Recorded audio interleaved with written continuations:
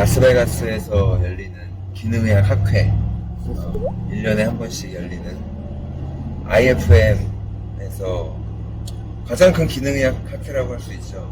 그렇죠. 수천 명 정도가 왔던데, 전 세계에서. 네. 학회라기보다는 약간 행사 같은 느낌이죠. 맞습니다. 진짜 한국에서 오신 이재철 원장님 모시고, 만에이치 클리닉 이재철 원장님, 대한기능의학회 전 회장님, 한 달 전까지 회장이었습니다. 반갑습니다. 한 달 전까지 회장 이재철 회장님 모시고. 어떠셨어요, 원장님, 이번에? 팬테스틱이라고 그래야죠. 네. 정말, 규모가 역시 다르구나. 그런 걸 많이 느꼈습니다. 그쵸, 규모에 저도 놀랐어요. 네. 우리, 서울에서도 우리 기능학회를, 학술대회를 하는데, 그야말로 교육 위주의 강의였다면, 지금 하고 있는 다채롭죠. 네네, 너무 다채롭고, 훌륭하고, 준비도 많이 하고, 부수도 볼 것도 많고. 오늘 그렇게 많은 사람들이 올 거라고 생각을 못했어요. 네. 참가자들이 너무 많아서. 그러니까. 그리고 약간 기능의학의 위용? 네네. 약간 좀 이렇게 위로받는 느낌? 그렇죠. 이게 점점 주류화돼가고, 옛날이랑 정말, 맞습니다. 옛날 진짜 15년 전만 해도, 네. 장누수중 이런 얘기만 해도 정말 손가락질 받고 웃음거리 되고 이런 분위기 있었거든요. 그렇죠. 말하기 좀 민망한 그렇죠, 의사들 그렇죠. 앞에서는. 그렇죠. 근데 지금 전혀 그렇지가 않잖아요. 네. 분위기 너무 많이 바뀌고. 거의 메인 트렌드로 가고 있는 그런 것을 봤고, 그야말로 이 미국 메인 의사들 주류의 그런 레지던시 코스를 만들고 있는 교수 강의를 좀 들었는데, 결국은 기능의학 레지던시. 그런 식으로 메인으로 스트림으로 흐르고 있는 거죠. 그렇죠. 당연히 그렇게 되리라고 생각이 듭니다. 그 보험 적용도 얘기하고 있었잖아요. 그렇죠. 그럴 수밖에 없는 게, 기존에 이제 우리가 알고 있는 클래식한 그런 거는 심톰, 증상 위주의 어떤 치료를 해왔다면, 이거는 근거 중심으로 원인을 찾아서 하는 거기 때문에, 정말 가려운 것을 확실하게 긁어주고 근본적으로 해결해 주니까 싫어할 환자분도 그렇죠. 또 의사들도 너무너무 찾고 있었던 그런 것이다 보니까 많이 참여할 수밖에 없을 것 제가 같아요. 느끼기에는 접근성이 이제 그 보험이 적용된다든가, 그렇죠. 검사비나 이런 것들이 비용이 좀 내려간다든가 해가지고 환자들한테 비용적으로 접근성 있는 것도 중요하지만 교육도 많이 돼야 될 것 같아요. 왜냐면은 맞습니다. 기본적으로 의사들도 기능의학적인 마인드나 아니면 이런 진료 방식에 대해서 의사 선생님들도 바뀌어야 되지만 환자도 바뀌어야 되잖아요. 맞죠? 어떤 환자는 기능의학적인 진료를 해주면 고마워하는 게 아니라 바빠 죽겠는데 뭐 하는 거예요.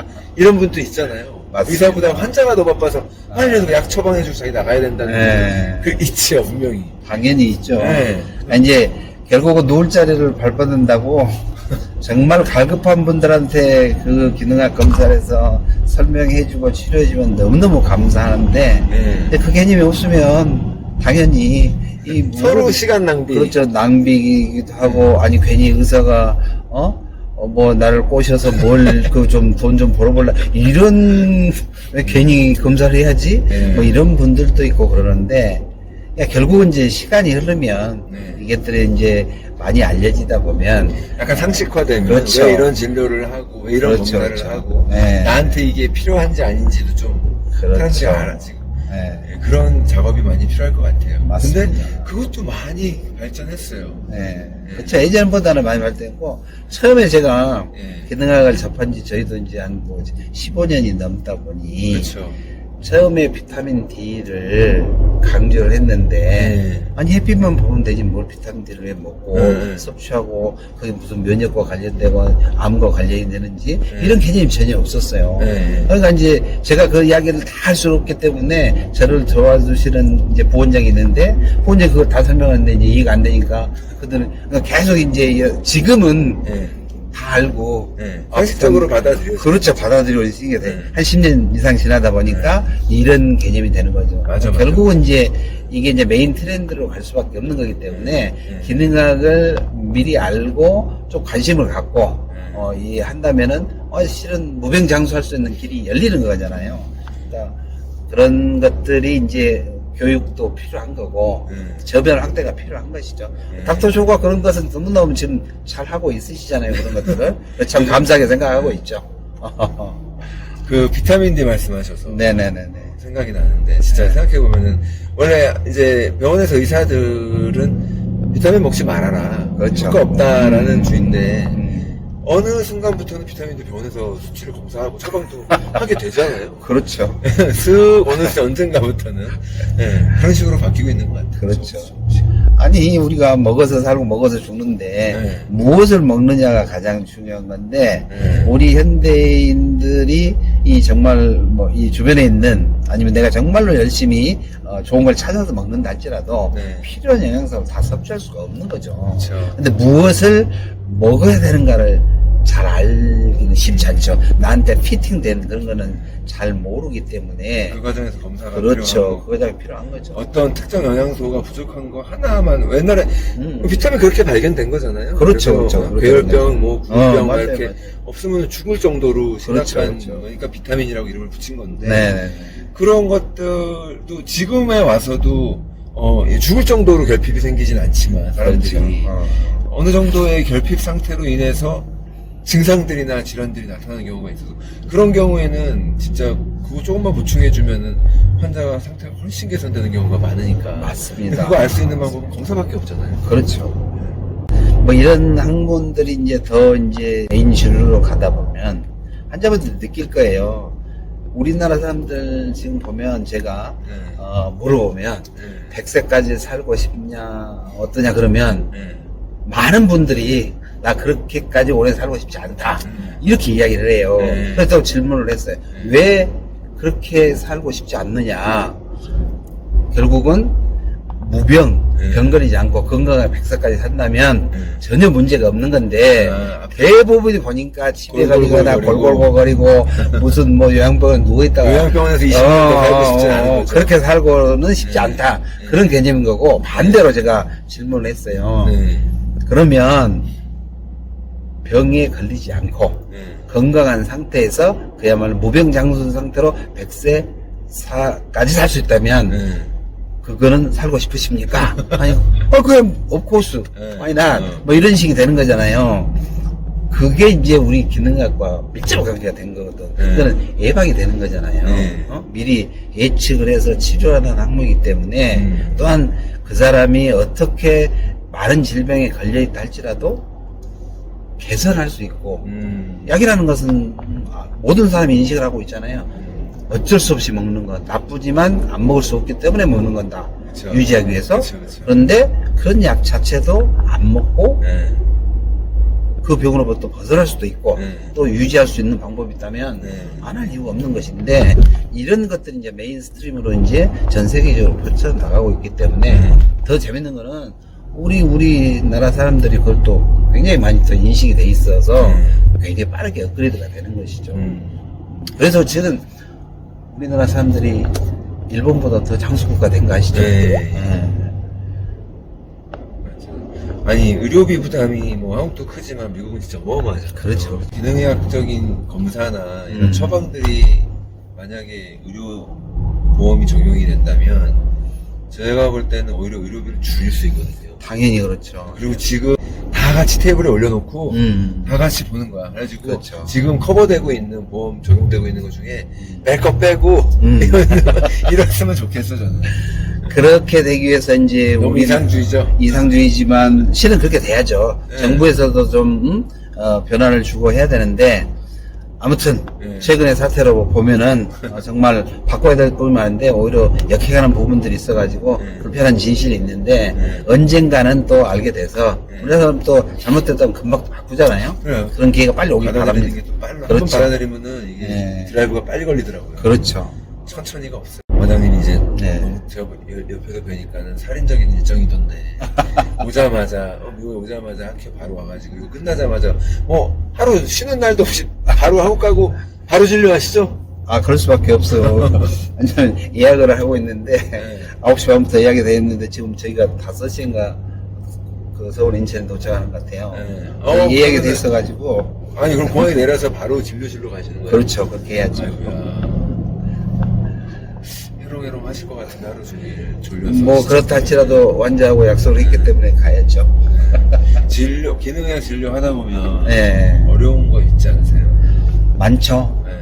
일단은 저희가 이제 난치성 질환 치료를 많이 한다고 표방을 했기 때문에 정말 우리가 생각지 못한 그런 여러 가지 증상들이 복합돼서 나타난 경우가 일단 많죠. 처음에 오는 환자부터 어려운 환자가 오기 그렇죠, 시작하면 그렇죠. 쉬운 케이스 없는 거죠. 예. 그랬을 때 하루도 편할 날이 없다. 진짜 이 말이 맞는 말이죠.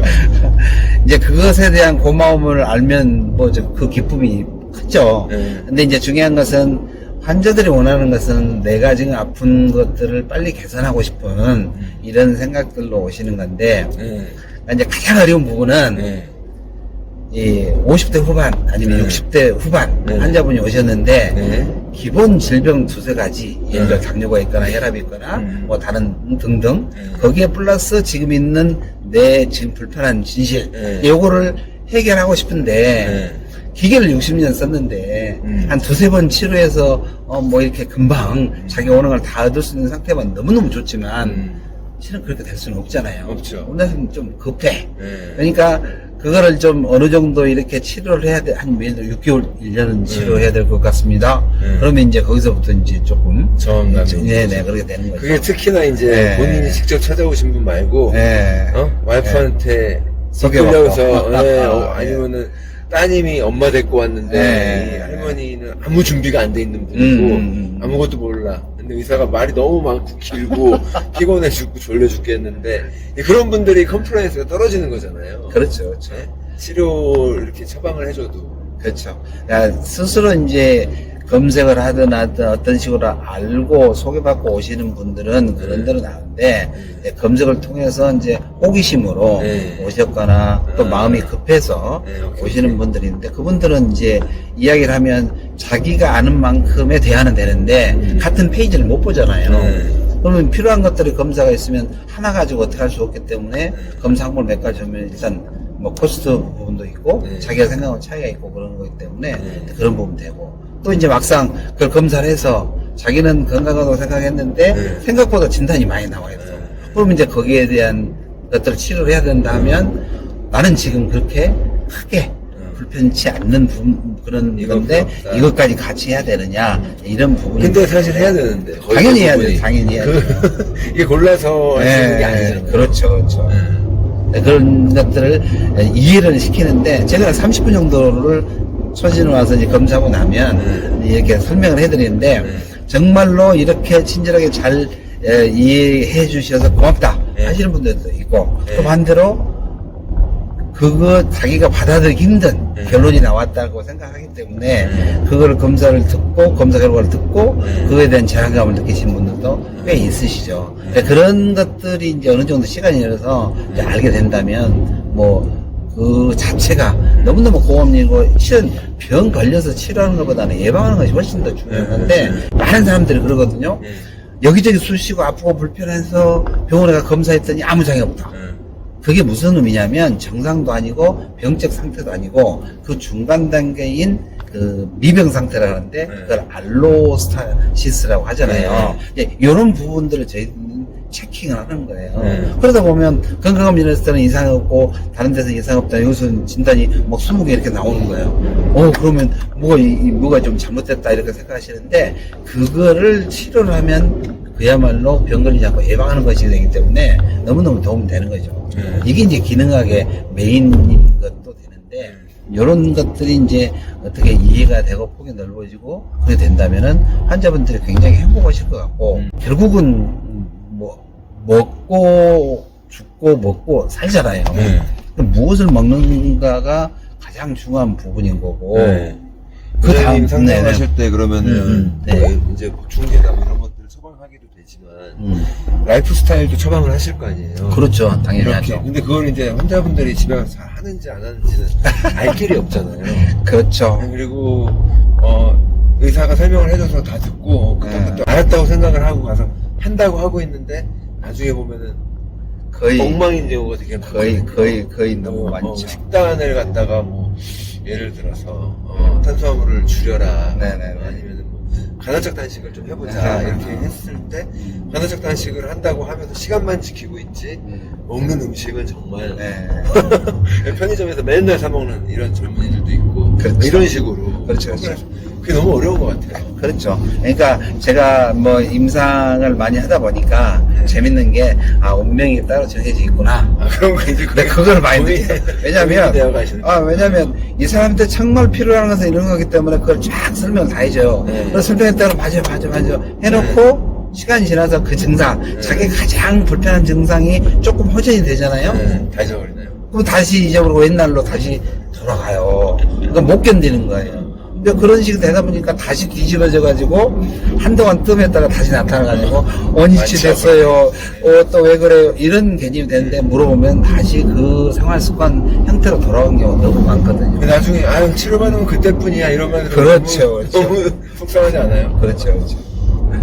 그러니까 결국은 환자들한테 제일 강조했었던 게 아니 이 병을 누가 만들어요?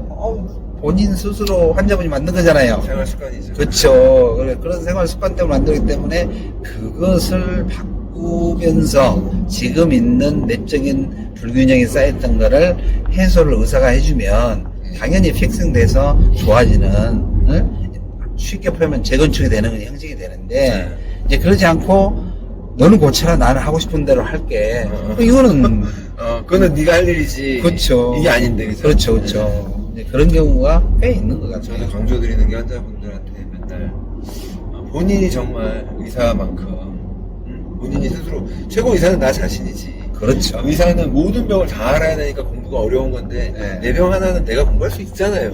맞습니다. 의사는 머리 나쁜 것도 아니고. 근데 이제 거기에서 오류 빠져가지고 또 그런 분들이 많아요. 어떤 분들이요? 그러니까 이제 나치성이다 하는데 조금 자기가 이제 지병이 있어서 네. 공부를 많이 하고 우리나라 사람도 공부를 굉장히 많이 하시죠. 이제 그렇게 공부를 많이 하고 오시는데 그러니까 자기 기준에 이제 유튜브든 뭐든 서적이든 읽었을 때 그러니까 우리가 이제 의학적으로 표현을 하면 내가 어떤 통증이든 불편함이 있으면 거기에 어떤 단어를 찾던 서적을 검사라든지 들어오면 그 모든 병이 내 병 같이 느껴지게 됐어요. 그러다 보면 오히려 반대로 건강염려증에 빠져 오신 분들도 많죠. 있고 많거든요. 많죠. 근데 이제 그게 이제 시간이 오래 걸리고 자기 스스로 이것저것 치료하고 막 하다 보면 오류에 빠졌는데 그거를 이렇게 새롭게 환골탈태를 시켜서 바꾸는 게 너무 쉽지 않은데 이제 그것에서 벗어나기 이게 뭐랑 똑같냐면요. 네. 아무런 종교가 없는 사람한테 공부하는 게 쉬운데 그렇죠. 어떤 특정 종교를 갖고 있는 사람을 맞아요, 종교를 맞아요. 바꾸게 하려고 하니까 어려워. 그런 정도의 어려움이 그렇죠. 정확히 생기는 경우가 그렇죠. 있어요. 맞습니다. 그리고 공교롭게도 이제 저는 전혀 그런 게 아닌데 기능의학을 좀 알리고 싶어서 환자분명 책도 쓰고 뭐 이렇게 하고 유튜브 방송을 했는데 저는 무조건 현대의학을 반대하는 사람으로 이제 약간 보는 분들이 있거든요. 그렇죠. 네, 그래가지고 그렇죠. 제가 무슨 약 먹어야 된다고 얘기하면 깜짝 놀래고 그런 식으로 저는 산에 들어가서 약초만 이렇게 먹고 뭐 그럴 것처럼 건강식만 먹고 그거 아니잖아요. 과자 먹고 뭐 다 하거든요. 그럼. 그러니까 그런 오해를 하시는 분들이 예에서 고혈압 약에 대해서 이제 제가 얘기를 할 때가 있거든요. 그러면은 약의 부작용도 얘기를 하고 그리고 이 약으로 해서 정상 혈압을 유지한다고 하는데 그게 이렇게 뇌졸중도 안 걸릴 거고 심장마비도 안 걸릴 거고 프라미싱한 게 아니다. 이렇게 말을 하면 이제 사람들 저는 최대한 설명을 한다고 했는데도 결국은 듣고 나서 나중에 어렴풋이 기억에 남는 거는 뭐냐면은 고혈압 약을 먹지 말아야 된다. 그거만 기억을 하는 거예요. 나는 고혈압을 먹지 말아라, 먹어라 한 적도 없고 내가 처방하지도 않은 약을 내가 먹어라 말아 할 리가 없는데 그리고 왜 아니라 고혈압 약을 먹고도 그게 다가 아니고 더 하라는 거거든요. 그렇죠. 제가 고혈압 약을 처방해주는 의사 선생님보다 더 독한 놈인 거예요. 더 심한 사람인 거예요. 맞죠. 근데 거꾸로 받아들이는 거예요. 네. 혈압약의 부작용이나 한계를 얘기했다 그래서 그걸 들었다 그래서 혈압약을 안 먹으려고 안 먹고 해결을 해보려고 하는 그런 경우들이 많은 거죠. 그렇죠. 그럼 제가 절대로 방송 듣고 약 끊고 하지 마. 그럼 의사랑 상의해서 하고 그 다음에 의사가 못 해주는 부분이 있으니까 네. 그 약을 끊게는 의사는 못 해주는 건 맞아요. 그렇죠. 계속 그 약을 처방하면서 환자를 관리를 해주는 것밖에 그렇죠. 못하지. 근데 그 약을 계속 먹어서 관리하면서 살 것이냐, 아니면은 내가 아차 싶어서 혈압이, 고혈압이 됐든, 당뇨가 됐든, 이대로 계속 약 먹고 관리할 일은 아니니까, 생활습관 바꿔가지고, 약도 필요 없는 상태로 되돌려서 건강을 다시 회복하고 싶냐. 이거는 환자마다 초이스인데, 그렇죠. 만약에 내가 되돌리고 싶다라고 한다면, 그럴 때는 병원에서는 해결이 없다는 거예요. 그 이상을 해야 되는 거고, 기능의학적으로 그나마 좀 도와주고 싶은데, 도시락 싸들고 다니면서 이 사람이 뭐 먹는지, 운동 안 하는지 하는, 이것까진 못 해주니까. 그렇죠. 그것도 결국은 어딜 가도 자기 책임이 되는 거예요. 그렇죠. 지금도 예를 들어 저희가 이제 기능학을 하면서 환자한테 그러니까 이 혈압약도 처방도 하고, 네. 그다음에 이제 병원 갔는데 약 처방하면 환자들이 놀래서 와요.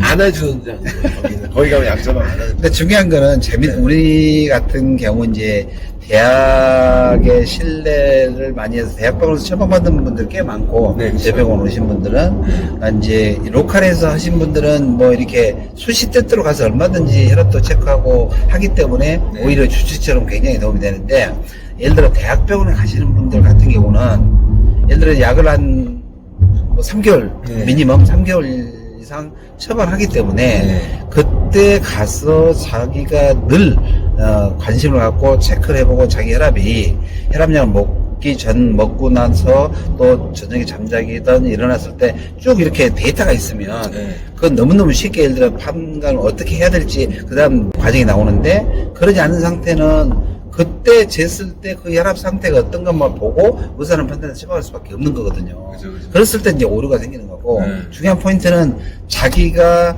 알아서 혈압약을 공부를 해가지고 끊는 사람도 있어요.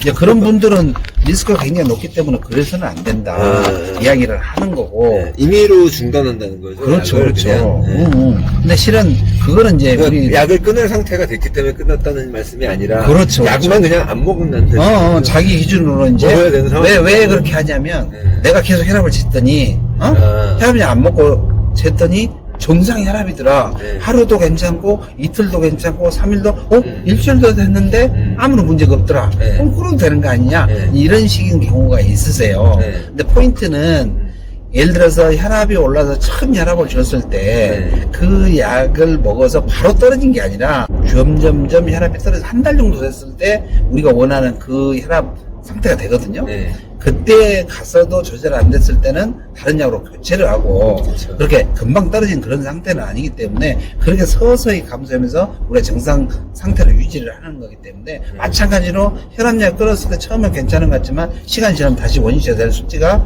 굉장히 높아요. 네.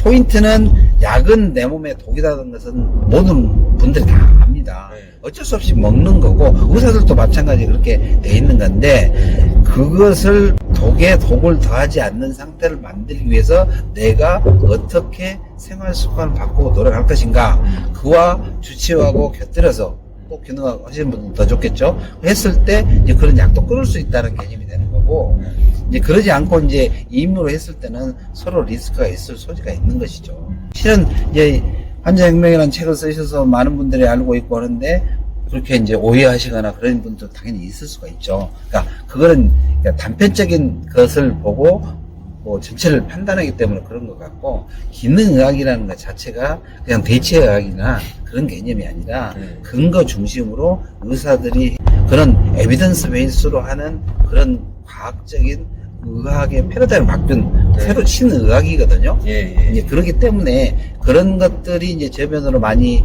환자들한테 알려지고 필요한 분들 알려져서 이제 그걸 이해를 한다면 그런 오해는 아마 없어지지 않을까. 원래 과학계가 싶습니다. 되게 천천히 바뀌고, 그렇죠, 의학계도 그렇죠. 천천히 바뀌잖아요. 그렇죠, 그렇죠. 네, 기능의학은 제가 볼 때는 대체의학이라기보다는 진짜 약간 진보돼 있는 그럼요. 많은 것들을 앞당긴 부분이 있어요. 그럼요. 적용되는 부분들이 있고. 그러니까 저희들이 이제 기능학 치료를 한다고 했을 때는 모든 검사를 통해서 나온 데이터를 가지고 그분이 체내의 불균형이 무언가를 다 파악을 해서, 그러니까 이제 기능에서는 세븐코어라고 하잖아요. 그러니까 7가지 원인이 무엇이 생겨서 이 사람한테 이런 병이 생기고 저런 병이 생겼고 이런 증상이 생겼는가를 파악을 하는 거죠, 원인을. 그래서 그걸 순차적으로 스텝 바이 스텝으로 치료를 하는 거예요. 근데 우리 몸은 증상은 하나지만 내적 생리학적인 상태는 굉장히 많이 서로 거미줄처럼 링크가 돼 있어가지고 그게 얽히고 섞여서, 예를 들어 불면증 많이 쓰시잖아요. 불면증 있으면 그냥 우리 수면제 하나만 처방되면 된다고 생각하지만 거기는 굉장히 다양한 내적으로 불균형이 쌓여 있는 거거든요. 그걸 찾아서 근본적으로 해결하는 게 우리가 하는 치료인데, 너무 쉽게 편하게 예를 들어서 뭐 수면제 하나 처방받으니까 잠 잘 오더라. 그런데 정말로 시간이 흘러서 보면 그 약에 내성이 생겨가지고 결국은 잠을 더 못 자는 그런 경우 많잖아요. 이제 그랬을 때 그분이 치료를 받으러 올랐을 때는 훨씬 시간이 많이 걸린 거죠. 그러니까 처음부터 그런 증상이 있거나 했을 때 초기에 그런 검사를 통해서 그런 약에 의존하지 않고 생활 습관과 여기서 가르쳐준 그런 것들 필요한 치료를 해서 하면은 훨씬 좋아지는 거죠. 근데 알다시피 내가 못 견뎠을 때 병원에 오지 예방한다는 차원에서는 병원에 오진 않아요. 스스로 자기가 필요한 보조식품도 먹고 생활습관 한다고 생각을 하지. 그래서 자기가 또 대체하는 것처럼 다 해보다가 도저히 한가할 수 없을 때 병원 오는 그런 시기 때문에 늦게 이렇게 병원에 방문하는 경우가 굉장히 많죠.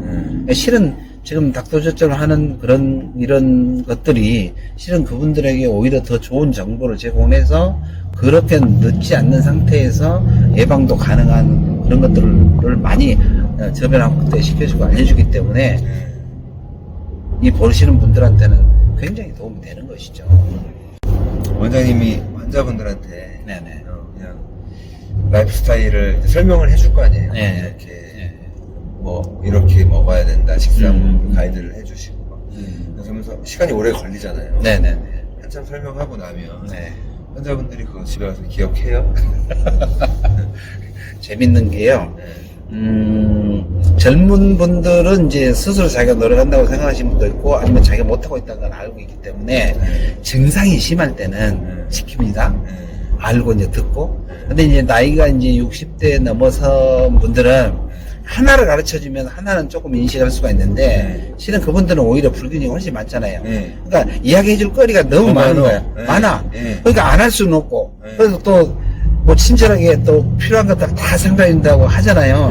그렇게 하다 보니 그 다음에 다음 내용에서 물어보면 기억을 거의 못하는 거예요. 하나를 알려주면 하나를 없죠. 그렇죠. 이런 식이 되는 거예요. 그래서 어떻게 하면 그분들이 이해를 하고 노력을 할까 해서 이제 반대로 한번 해봤어요. 그냥 내가 주입식으로 계속 이야기한 게 아니라 반대로 질의응답을 했어요. 질문을 했어요. 퀴즈를 내주는. 퀴즈를 내듯이 질문하고, 왜 그러냐, 뭐 이런 식으로 했더니, 고맙게 생각한 분들도 있는데, 또 반대로, 아니, 병원에 와서, 뭐 하는 짓이냐? 뭐 하는 짓이냐? 왜 스트레스를 더 주느냐? 아니, 그냥 가르쳐 주면 되지. 고맙게 그런 식이냐? 이런 식이 돼가지고 아주 나쁜 의사가 된 경우도 있었어요. 근데, 아니, 정말로, 이렇게 예를 들어서, 아니, 그 환자분들 도와주려고 그런 건데. 그렇죠. 기억들을 못 하시니까. 그렇죠. 피 만드는 공장이 우리 몸에서 어디냐 물어보면 아는 분들이 거의 없죠. 거의 90%는 없죠. 피가 어디서 만들어질까? 내가 지금 살아있는 것은 좋은 피가 있기 때문에 사는 거잖아요. 면역 적으면 좋은 피에 이 백혈구 튼튼하니까 그런 거고 적혈구가 튼튼해서 산소영양 공급이 되니까. 그래서 내가 존재한다는 것은 좋은 피, 좋은 혈관이잖아요. 그러면 좋은 피가 어디서 만들어지냐는 말이지. 그 피가 날마다 생성소멸하고 바뀌고 그러는데 이제 물어보면 이제 이렇게까지 설명하고 어디서 만들어집니까? 일부러 제가 답을 안 해요. 이거는 왜냐면 가장 중요한 포인트이기 때문에 자기가 막 머릿속으로 생각해보면 좀 부끄럽기도 창피하기도 할 수도 있지만 머릿속에 베낄 수 있잖아요. 그런 의미로 하는 기억을 더 하겠죠. 그렇죠. 띵띵대다 보면. 그런데 이제 그렇게 해서 보면은 무슨 이런 스트레스를 주고 막 이런 리플도 다니고 그래서 아 내가 뭘 잘못하고 있나 어떻게 해야 되지 그럼 내가 환자를 살아가는 마음을 없애야 되나 뭐 이런 경우도 있고 아무튼 다양한 경험이 많은데요 어찌됐든 그런 거 하나만으로 안다는 것 자체가 왜냐면 그 좋은 피를 만들기 위해서는 결국은 백두배지가 온다면은 먹는 것이 전부잖아요 먹어서 살고 먹어서 죽는 거죠 그러니까 무엇을 먹느냐에 따라서 좋은 피가 생기기도 하고 아니면 만성질환이 생기기도 하기 때문에 그러면 먹는 것에부터 출발이 시작이 돼야 되는 거고 그 다음으로는 아무리 좋은 걸 먹어도 위에서 소화가 되지 않고 장에서 흡수가 안 돼. 그럼 말짱 도루묵이잖아요. 내 몸에 좋은 영양분이 안 들어오니까. 그럼 좋은 것을 사먹는 대신에 돈 벌어서 위장을 고쳐야죠. 근데 우리나라는 실은 내시경은 굉장히 많이 하지만 소화효소 보는 검사는 거의 하지 않아요. 그렇지. 근데 소화가 안 되면 당연히 흡수가 안 되죠. 이제 그런 이야기들을 해주고 저런다고 하다 보니 좋아를 하신 분도 있는데 저는 30분에 걸쳐서 그렇게 이야기 해주니까 너무 고맙다고 처음 들어보고 처음 이렇게 자세해서 너무 진짜 고맙다 하신 분도 있는데 아무튼 제 목소리 톤이나 그런 것들 별로 이렇게 교감을 형성할 수 없는 그런 표현이 돼서 그런지 좀 불편한 진실인 경우도 있어가지고 어찌됐든 중요한 것은 그렇게 내가 나쁜 의사가 돼도 그 사람 머릿속은 분명히 바뀔 거예요. 그러면은 어느 순간 자기가 안 좋다면은 그런 걸 바꿀 수 있기 때문에 저는 개의치 않고 하고 있는데 주변에서는 괜히 혼나고 있습니다. 그러지 말라고. 시간도 더 걸릴 거 아니에요. 시간이 더 질문 걸리죠. 주고받으면. 그렇죠. 시간 많이 걸리죠. 일부러 시간 내줘서 하고 계신 건데, 그죠? 속마음을 모르고. 이제 저한테 오시는 분들에게는 저는 이제 최선을 다해서 그분이 병으로부터 벗어날 수 있는 그런 길을 조금이라도 가지면 얼마나 좋을까 하는 그런 마음에서 출발을 된 거기 때문에 그리고 이제 그런 것을 받아들이지 못하고 한다면 결국은 치료함에 있어서 라포가 굉장히 중요하거든요. 저는 그래서 2인 삼각경기라고 이야기를 많이 하거든요. 환자분과 저 다리를 묶고 같이 뛴다. 그래서 내가 할 부분이 있고 환자분이 하실 부분이 있고 환자분이 70% 해야 된다. 나는 그죠? 결과 나온 기술자일 뿐이다. 30% 내가 고쳐주고 기름칠 해주고 닦고 조여줄 테니까 운전하고 가시라. 알려주는 거 그렇죠. 코치지만 코칭이죠. 훈련은 선수가 하는 거죠. 그렇죠. 시합은 선수가 네네.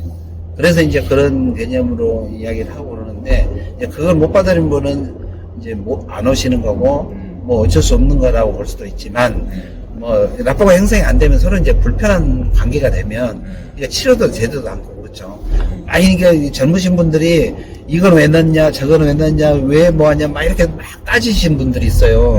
이게 30분 걸쳐서 모든 치료 프로토콜부터 하고 다 설명을 했는데 나중에 의심하고 막 하면 의사도 이제 인간이고 감정의 동물이기 때문에 내가 지금 왜 이런 불신 속에서 내가 머릿속에 공부한 것들 오돌 내가지고 이런 식이 돼야 되나. 그러니까 저도 이제 마음이 이제 조금 업셋이 되는 거죠. 처방했다가 변명하게 되는 그런 상황이 될 수도 있구나.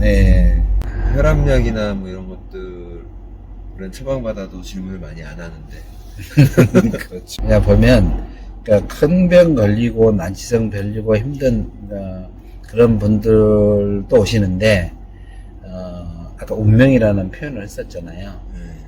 이분은 나을 수 있을 것 같다. 이분은 좀 힘들 것 같다.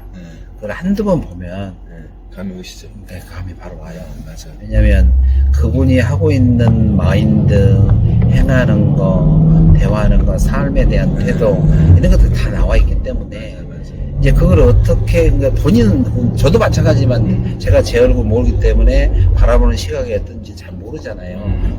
저도 실수를 하고 당연히 그럴 수밖에 없는 거지만 이제 환자와 의사와의 관계에 어떤 치료라는 거 그분에 들어서 좋은 라이프를 갖게끔 도와주는 서포터스 입장에서 이제 그런 것들을 많이 느껴지죠. 맞아. 암 환자분들도 이제 많이 오시거든요. 그렇죠. 오래 사실 것 같은 분이라 그게 단순히 안색이 아니라 얼굴 혈색 이런 게 아니라 그런 게 좀 느껴지더라고요. 그럼요. 그리고 이제 암 환자들 같은 경우는 이제 우리나라는 이제 검진이 또 나름 초기에 이제 암 같은 경우 발견하는 경우도 많이 있고, 다는 상식이지만 초기라는 암은 없잖아요. 이미 뭐 5년에서 10년에 걸쳐 생긴 거기 때문에. 그런데 가장 이제 환자분들이 착각이랄까? 아니면은 의사들이 말이 다르니까 이제 혼란이 와서 이제 그럴 부분도 되고 그런 것도 충분히 이해가 되는데, 기본적으로 암은 만성 질환인 거고 그거를 초기에 조그만 사이즈였기 때문에 수술을 해서 제거를 했다. 그래서 계속 팔로우 체크를 하는데 병원에서는 아무 이상이 없다. 왜냐면 그 전체를 보는 것이 아니고 그렇죠. 그 관련된 검사를 하기 때문에 아무 이상이 없는 거거든요. 콩만 보는 거잖아요. 그렇죠. 마커랑. 그렇죠. 그거는 당연히 나올 수가 없는 거지. 오랜 시간에 걸쳐서 생기는 거기 때문에. 그렇지만 여기서 잊고 있는 게 하나가 있죠. 뭐죠? 당신이 날마다 암세포가 생겼는데 내 면역세포들을 죽여서 암 덩어리가 안 생겼어. 그동안에는. 근데 생겼어. 생긴 이유가 무엇인지를 파악을 해서 다시 생기지 않게끔 옛날로 복원을 시켜야 되는데, 쉽게 표현 면역을 올려야 되는데, 그거에 대한 환자분의 개념과 그걸 이야기해주는 의사가 많지 않죠. 약간 비과학적으로 느껴지거든요. 그렇죠, 그렇죠. 그런 부분이 이제 종교적으로 느껴지기도 하고. 왜냐면은 저는 어떤 걸 많이 보냐면은 스트레스예요. 물론 먹을 거 이런 거가 대사질환이 있는 분들, 당뇨 환자들이 암 발병률이 훨씬 높잖아요. 그렇죠, 그렇죠. 높잖아요. 그렇죠. 그러니까 대사질환이 있는 사람, 살찐 사람들, 이런 사람들이 암에 더 말리는 그것도 맞는데, 물론 그 대사질환이 생기는 것도 스트레스잖아요, 사실. 그렇죠. 단순히 먹을 것만이 아니라 수축 호르몬 때문에 자꾸 살찌게 되고 뭐 이제 대사질환 생기는 건데 인슐린 저하가 생겨버리고 그런 분들이 암 환자분들도 극심한 뭔가를 겪었을 때 당뇨병도 서서히 이렇게 오랫동안 10년 15년 인슐린이 많이 나와가지고 억누르고 혈당을 유지하려고 더 많이 나오고 더 많은 인슐린을 필요로 하면서 한 거 없어서 이제 생겼죠. 그게 안 돼서 나중에는 결국은 당뇨 환자가 되는 건데, 그렇죠. 그거를 촉발하는 엄청난 스트레스나 사건이 있는 경우가 많잖아요. 그렇죠. 막 그 이혼이 되기도 하고 사기를 당하기도 하고 이런 암도 그렇죠. 그게 되게 많아요. 많죠. 네, 그래서 근데 이제 이 부분은 당연히 의사들이 얘기 못하죠. 지금 내가 내 입으로 얘기하면서도 비과학적이잖아요. 근데 이제 우리가 그 프리디스포징, 그러니까 기저에 생길 수밖에 없는 그런 개념들, 그러니까 스트레스라든가 대사증후군, 먹거리 생활 습관, 뭐 수면 습관, 뭐 이런 모든 복합적인 게 있는데, 말씀하신 대로 그러니까 데이터베이스로 되지 않았지만 제가 그렇지. 있는 곳에 오는 환자분들 중에는 느낌으로 제가 한 40년 경험상으로 보면 거봐. 슉 경험. 이런 그래. 거 비과학적이야. 비과학적이지. 근데 이제 그걸 유추를 하는 건데. 근데 그게 무시할 이제 수 없다니까요. 그렇지, 무시할 수가 저는 없죠. 그런 얘기하는 게 부끄럽지는 않아요. 그렇죠. 아니, 부끄러울 필요는 없고. 사실이야. 그걸 그렇죠. 얘기 안 하는 게 더 부끄러운 거예요, 의사들이. 입 다무는 게. 그러니까 슈 걸린 분들 있잖아요. 네. 이제 이런 분들 많이 한번 걸리거나 좀 그러면은 최소 3년 이상 가잖아요. 네. 그러니까 소송? 소송 걸리신 네. 분들. 이제 그런 분들은 민사든 형사든 3년 이상 하면 그분들은 극심한 스트레스에 있다 보니 지옥을 살고 있는 지옥을 거죠. 사는 거 있는 그런 분들이 안 좋은 경우도 꽤 많으세요. 그러니까요. 그러니까 이제 그게 이제 복합적으로 있는 거고, 그 다음에 이제 알다시피 모든 게 다 오염이 돼 있잖아요. 먹거리 자체도 다 오염돼 있지만 배기 매연부터 해서 공기 뭐 하나도 정상적인 게 없죠. 그러다 보니까 점점 내 몸에 시간이 흐르면서 기계가 더 안 좋은 방향으로 만들어줄 수 있는 몸 상태 컨디션인데, 그런 스트레스부터 시작해서 다른 것들 생기니까 이게 이제 오작동이 일어나는 건데. 스트레스는 진짜 면역력을 끝도 없이 떨어뜨리잖아요. 그럼요. 근데 암 환자는 면역이잖아요, 결국은. 그렇죠. 기본적인 면역 시스템이 작동을 안 해가지고 암에 세포가 잘 자꾸 자라난 건데. 그렇죠. 근데 스트레스만큼 진짜 면역력을 떨어뜨리는 것도 없다고 봐요. 그럼요. 나 이제 그래서 어떤 제가 이제 숲과 나무를 보는 뭐 이런 개념의 표현을 쓰는데, 지금 현대의학은 과가 나눠져 있어가지고 몸은 하나인데 전부 나눠져서, 예를 들어서 알레르기성 비염이야. 그럼 무슨 과를 갈지 환자들이 어느 정도 알잖아요. 이비인후과를 갔어? 그럼 이비인후과 갔는데 알레르기성 비염이 왜 생겨요? 증상이 콧물이 나오고 뭐 이게 재치 나고 뭐 이런 식이기 때문에 증상 개선시켜준 메디케이션을 처방하는 것은 당연히 기본인 거라고 생각하고 인식이 돼 있고 그렇게 행해지고 있는데 실은 알레르기성 피염이 생기는 이유가 뭐냐고 면역과 밀접 관계가 된 거잖아요. 그럼 면역이 뭔가 내 몸에 오작동이 일어나고 있구나 스스로 이제 인식을 해서 이제 그것을 정상화시키게끔 하는 게 실은 근본적인 해결책인 거죠.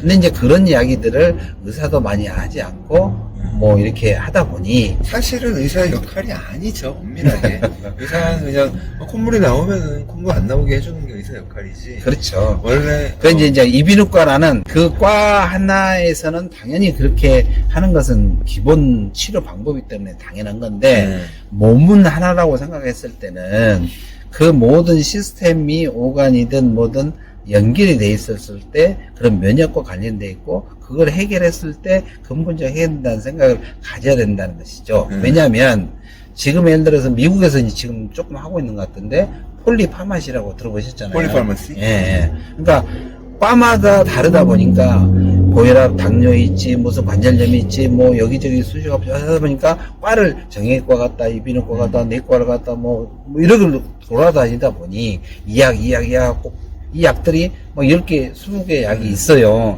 근데 안 먹을 수 없는 약이라고 먹는데 각각 과에서 다른 약들을 줬었을 때 내 몸에 들어왔을 때 그들이 서로 어떤 작용한지에 대한 연구가 거의 없는 거죠. 없죠. 다시 백투 베이직 한다면 약은 안 좋다. 알고 인식이 됐잖아요. 이 약과 저 약이 과가 다른 약이 무슨 상호 링크가 돼서 문제가 약이었지는 모르는 거잖아요. 이제 이런 문제부터 있기 때문에 그래서 근본 원인을 찾아서 해결하는 식이 된다 그러면 그 약들을 줄일 수 있다는 것이죠. 그게 이제 그 베이스가 우리가 하고 있는 기능학이기 때문에 이제 그런 것들을 이해를 하신다면 당연히 업코스 나도 당연히 그렇게 하겠다 이렇게 되시겠죠. 그러기 위해서 이제 일반 이제 의사들이 지금 이제 교육하고 있는 이제 우리나라 같은 경우는 이제 그런 상태인데 점점점 이제 확대되고 있기 때문에 이제 일반 국민도 많이 알게 되리라고 생각합니다. 거기에 이제 닥터조가 정말로 많은 역할을 하고 계시잖아요. 이미 하나 막. 아이고 많이 해주고 계시죠. 근데 뭐 제가 많이 했어도 누군가 했을 것 같고 흐름이잖아요 이게. 미국도 마찬가지고 우리나라도 뭐 몇 발짝 뒤에서 가고 있지만 결국은 저는 미국 보면서 우리나라도 결국은 그렇게 되고 예를 들어서 미국에 스타벅스가 생겼으면 우리나라에 스타벅스 생길 거 알거든요. 그렇죠. 그런 거잖아요. 그렇죠. 기능의학도 이런 개념들도 사람들 머릿속에서 점점 상식이 돼가는 거. 대한기능의학회 선생님들 몇 분 계세요? 지금 한 가입한 분들은 한 1,500명 정도 되고요. 와, 1,500명이요? 정회원이 600명 이상이 됩니다. 1,500에 600. 그 중에서 프랙티스를, 진료를 보시는 분들은? 진료분들 거의 한 80, 90%는 보시죠. 진료하시면. 네. 그래서 실은 미국에서 태독에서 세계적으로 하고 있는데 아마 집대성 하고 있는 것은 대한민국이라고 생각을 합니다.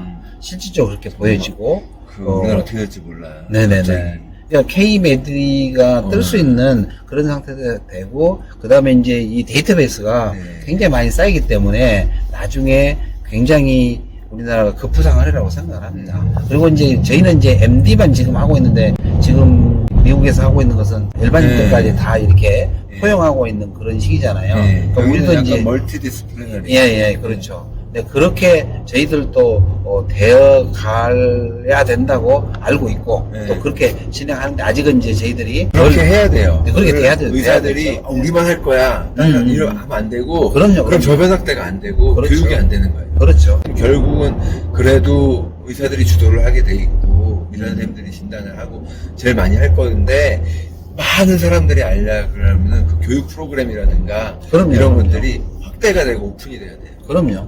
그렇게 되리라고 생각합니다. 요번에 학회에서 네네네. 저 한국에서 온 선생님을 많이 봤는데 선생님 보셨죠? 네, 봤어요. 몇 그룹을 봤어요, 저. 맞아요. 한 10명 정도 되는 것 같은데 그 정도 이상 이게 아주 좋은 현상이죠. 좋은 현상이죠. 굉장히 좋은 현상이죠. 정말 긍정적인 현상이라고 그렇죠. 봐요. 국민들이 또 더 행복해지는 거죠. 네. 많이 알고 또 가르쳐주고 또 치료 개념으로 들어갈 수 있으니까. 많이 알아서 나쁠 게 없거든요. 그럼요. 한국이 참 K 뷰티다, K-팝이다 이렇게 될 줄 어떻게 알았어요? 그렇죠. 이게 저희 어릴 때는 진짜 제가 88 올림픽 끝나고 중학교 때 미국에 이민을 왔는데 고등학생 저 어릴 때만 해도 동양 남자들이 인기 없었어요. 그렇죠. 한국 남자 뭐 인기 맞아요, 없지. 맞아요. 영어도 잘 못해서 네. 당시 이런 조크가 있었어요.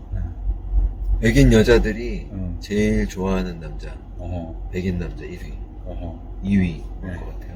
2위 흑인 남자, 흑인 남자. 3위 멕시칸, 4위 개, 5위 동양인. 근데 요즘은 우리 애들 지금 네. 저희 아들 딸들 네. 한국 남자가 인기가 너무 많은 거예요. 근데 그 옛날에 저 미국에 이민 왔을 때도 남미에는 네.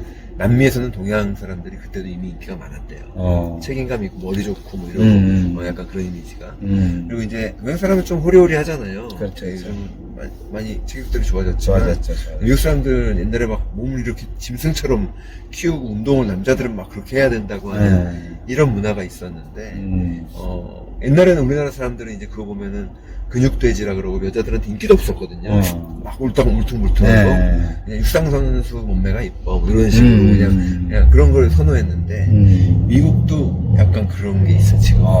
그러니까 근데 한국 사람이 여전히 날씬한데 지금 그게 예뻐 보이는 거야. 아이돌의 그 훤칠하고 날씬하고 얄쌍한 그런 모습이. 이게 오히려 우락부락한 이제 이게 바보같이 보이는 거죠. 그래서 많이 바뀌었어요 그런 게. 그랬었던 것 같아요. 실은 우리나라 의료도 네. 뭐 가장 초인류에 접근돼 있는 것도 사실이거든요. 그렇죠. 실은 미국에서 우리나라 굉장히 우리 뭐 교포부터 시작을 해서 많이 와서 다 진료받고 가잖아요.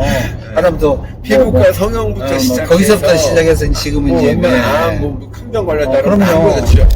근데 이제 기능학이 이제 집대생이 된다면 또 다른 패러다임을 바뀌려고 생각을 해요. 시간이 걸리겠지만 바뀌겠죠. 그렇죠? 그럼 뭐 피곤하신 거 아니에요?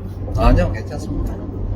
아니 이렇게 닥터주고 한 대 주셔가지고 이렇게 얻어타고 다니는데 행복하다고 생각해야죠. 원장님 이거 제 유튜브에 올려도 되죠? 아 그럼요. 상관없습니다. 그럴 거니까 네. 병원 소개하고 마치죠. 네. 병원 홍보 한번 해야죠 빨리. 병원 어디 있어요? 병원은 신논현역 네. 거기 교보 타고 바로 옆에 있습니다. 기능의학 진료하시는 거죠? 그렇죠. 처음부터 그냥 기능학 진료합니다. 네. 병원 이름은? 반H 클리닉입니다. 네, 병원 정보는 제가 밑에다가 링크로 달아드리도록 하겠습니다. 그 기능의학회 선생님들 이렇게 쫙 리스트가 나와 있는 게 있나요? 그게 그 인터넷에서 검색해 보면 네. 그게 다 학회 홈페이지 가면 학회 홈페이지도 돼 있고. 기능의학회에서는 선생님들 얼마나 자주 스타디 그룹이 있나요? 아니면 학회가 열리나요? 주기적으로? 주기적으로 네. 봄, 가을 학회는 기본으로 있고요. 네. 그 다음에 뭐 초보자 코스, 심화 코스 해가지고 여름에 3번, 겨울에 3번. 선생님 트레이닝 과정이 그러죠. 트레이닝 과정. 네, 과정이 있습니다. 그래서 실은 다른 학회보다도 훨씬 많은 코스가 있죠. 8번 그럴 수밖에 강의가 없죠. 그럴 게 많잖아요. 그렇죠. 처음부터 다시 시작해야 되는데 의사들이 제일 싫어하는 게 그 생리학적인 부분들 다 생화학적. 들어가서 생화학 생리학적인 거 다시 배워야 되는 건데 처음부터 다시 그걸 해야 되는 거잖아요. 그렇죠. 대학교 맞습니다. 2학년 때 했던 거를. 그렇죠. 그게 제일 어려운 부분이겠죠. 하면서 또 즐거움을 찾고 계신 분도 많이 있어요. 놀랍고 재밌잖아요, 사실. 그렇죠. 맞아요. 아하, 왜 이렇게 됐구나, 메커니즘이 이해가 되니까. 그때는 막 외우느라고 몰랐는데 이제 와서는 무릎을 치고. 그렇죠. 이거 맞아, 이러면서. 네. 사실 공부 2번 해야 되는데, 진짜. 맞습니다. 맞아요. 어릴 때 이렇게 한번 하고, 다시 한번 기회가 돼서 하는 게. 맞습니다. 자, 선생님, 출연해주셔서 감사합니다. 아이, 와주셔서 감사합니다. 불러주셔서 감사합니다. 즐거운 고맙습니다. 동행을 하게 됐어요. 고맙습니다. 네. 고맙습니다. To the city streets, we began to feel the fire. We rise like tall buildings as the chemicals they take